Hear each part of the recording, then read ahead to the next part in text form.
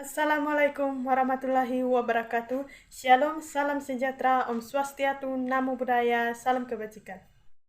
Perkenalkan, nama saya Welika Siboro dengan NIM C4B021034. Saya berasal dari Fakultas Ekonomi dan Bisnis, Prodi Manajemen Pemerintahan di Universitas Jambi.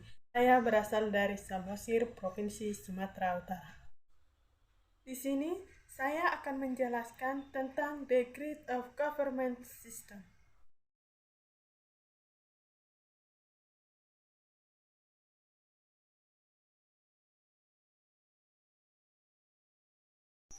Shalom Bu, mohon maaf mengganggu waktunya sebentar. Sebelumnya perkenalkan, nama saya Welika Siboro. Saya sebagai mahasiswa dari Universitas Jambi. Saya ada kegiatan wawancara tentang the grid of government system. Jadi saya mewawancara Ibu selaku Ibu sebagai staf kepresidenan yang termasuk dalam lembaga eksekutif. Baik, saya akan memulai wawancaranya. Apa itu government yang disebut dengan pemerintahan dan apa juga sistem pemerintahan tersebut? The grid of government system merupakan kalimat yang berasal dari bahasa Inggris. Kita dapat terjemahkan ke dalam bahasa Indonesia, yakni sistem pemerintahan yang hebat. Apa itu government atau pemerintahan? Government atau pemerintahan adalah sistem politik dalam sebuah badan atau lembaga yang mengatur dan mengelola rakyat. Dan sistem pemerintahan merupakan sebagai suatu tatanan yang utuh yang terdiri atas komponen pemerintahan yang bekerja saling bergantungan dan memengaruhi dalam mencapai tujuan dan fungsi pemerintahan. Bentuk dan sistem seperti apakah yang dianut oleh negara kita, negara Indonesia pada saat ini, Bu? Negara Indonesia adalah negara yang kaya akan sumber daya alam, kebudayaan, dan lain sebagainya. Negara Indonesia berbentuk republik dan bentuk pemerintahannya adalah demokrasi, yang mana negara Indonesia mengacu dan berpedoman pada Undang-Undang Dasar 1945 dan Pancasila. Negara Indonesia menganut sistem pemerintahan presidensial yang mana kekuasaan tertinggi berada pada rakyat dan presiden sebagai pemimpin negara. Pada tahun sebelumnya, negara kita, negara Indonesia ini pernah mengalami perubahan atau pergantian sistem pemerintahan. Apakah Ibu boleh menjabarkannya? Sebelumnya, negara Indonesia mengalami perubahan atau pergantian sistem pemerintahan, antara lain yang pertama, 18 Agustus 1945 sampai 27 Desember 1949. Sehari setelah kemerdekaan Indonesia, PPKI merumuskan sistem pemerintahan Indonesia. Hasil rapat dari PPKI tersebut, mereka menetapkan Undang-Undang Dasar 1945 menjadi dasar dan tujuan negara Indonesia. Dan sistem pemerintahan negara Indonesia adalah presidensial. Akan tetapi, pada tahun ini atau pada tahun tersebut, sistem presidensial belum terlaksana dengan baik karena belum adanya lembaga eksekutif, legislatif, dan yudikatif, dan juga terjadinya pemberontakan seperti APRA, RMS, dan DITTI. Sehingga pada tanggal 27 Desember 1949, mereka merumuskan kembali sistem pemerintahan negara Indonesia.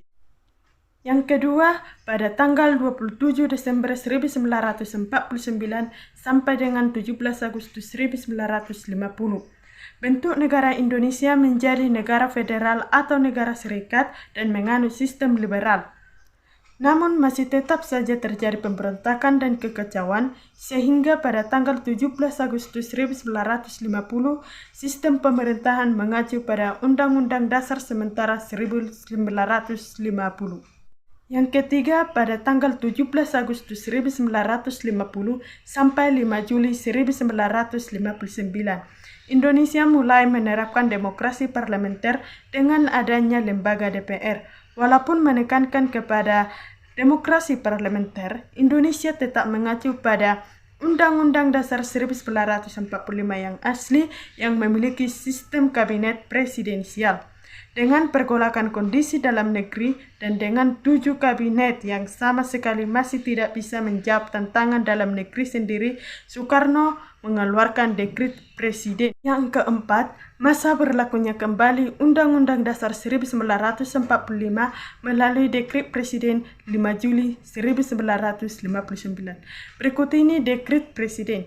Yang pertama, pembubaran konstituante. Yang kedua, berlakunya kembali Undang-Undang Dasar 1945 bagi segenap bangsa dan seluruh tumpah darah Indonesia, terhitung mulai tanggal penetapan dekret ini dan tidak berlakunya kembali Undang-Undang Dasar sementara.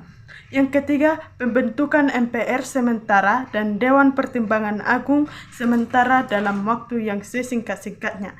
Dengan adanya dekret presiden ini, negara Indonesia kembali pada bentuk pemerintahannya, yakni presidensial dan bentuk negara kesatuan. Kelima, sistem pemerintahan menurut Undang-Undang Dasar 1945 sebelum amandemen Undang-Undang Dasar 1945. Karakteristik sistem pemerintahan presidensial menunjukkan semi-presidensial atau campuran beberapa aturan pasal yang termuat di Undang-Undang Dasar 1945 sebelum amandemen. Kemudian, tidak adanya ketentuan yang jelas antara eksekutif dan legislatif secara tegas. Undang-Undang Dasar 1945 tidak menganut paham pemisahan kekuasaan seperti dalam sistem pemerintahan presidensial, melainkan menganut prinsip pembagian kekuasaan seperti dalam sistem parlementer. Keenam, sistem pemerintahan Indonesia setelah amandemen Undang-Undang Dasar 1945. Presiden dan wakil presiden dipilih langsung oleh rakyat dan presiden berhak mengangkat dan memberhentikan para menteri-menterinya yang dipilihnya sendiri.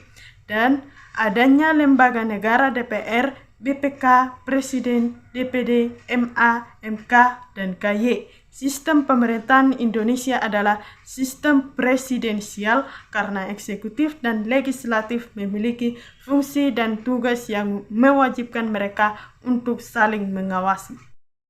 Apakah pada tahun ini sistem pemerintahan yang kita anut sekarang ini boleh dikatakan atau bisa dikatakan sebagai pemerintahan yang efektif dan pemerintahan yang kuat, Bu?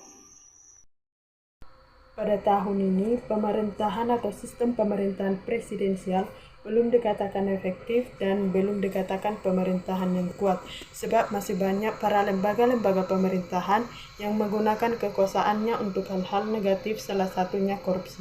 Walaupun pemerintah ini dikatakan tidak efektif, para lembaga-lembaga pemerintah akan berupaya dan berusaha untuk mengevaluasi dan meneliti hal-hal pekerjaan para lembaga-lembaga dan berusaha untuk mencari solusi untuk menangani penyakit-penyakit negara, salah satunya korupsi. Indikator apa sajakah yang harus diterapkan untuk dapat mewujudkan sistem pemerintahan yang hebat dan sistem pemerintahan yang baik, Bu? Untuk mewujudkan sistem pemerintahan yang hebat dan baik, ada 4 indikator yang harus diterapkan pada diri sendiri, baik itu penguasa dan rakyat. 4 indikator tersebut antara lain, yang pertama adalah transparansi. Transparansi ini merupakan keterbukaan diri untuk menyampaikan informasi ataupun ide kepada publik agar informasi atau ide tersebut dibahas kembali bersama apakah diterima atau tidak. Yang kedua ialah partisipasi.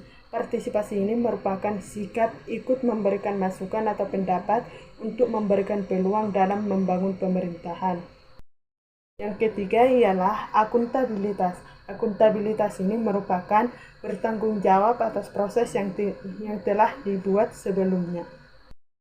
Yang terakhir, yang keempat, yaitu koordinasi. Koordinasi ini merupakan kita atau sikap yang saling menerima dan menghargai pandangan sesama. Keempat indikator tersebutlah yang harus diterapkan dalam diri masing-masing sehingga terbentuklah sistem pemerintahan yang hebat dan baik. Terima kasih atas jawaban wawancara Ibu kepada saya. Semoga penjelasan yang Ibu berikan kepada saya dapat bermanfaat bagi saya. Sekian dan terima kasih. Shalom, Bu. Ya, terima kasih kembali juga. Saya berharap semoga kamu bisa menjadi pemimpin negara Indonesia ini, pemimpin yang berwibawa, yang berakhlak, dan menjadi pemimpin yang diharapkan oleh masyarakat Indonesia untuk memajukan negara kita ini menjadi negara berkembang, menjadi negara maju. Amin. Terima kasih Bu. Shalom Bu.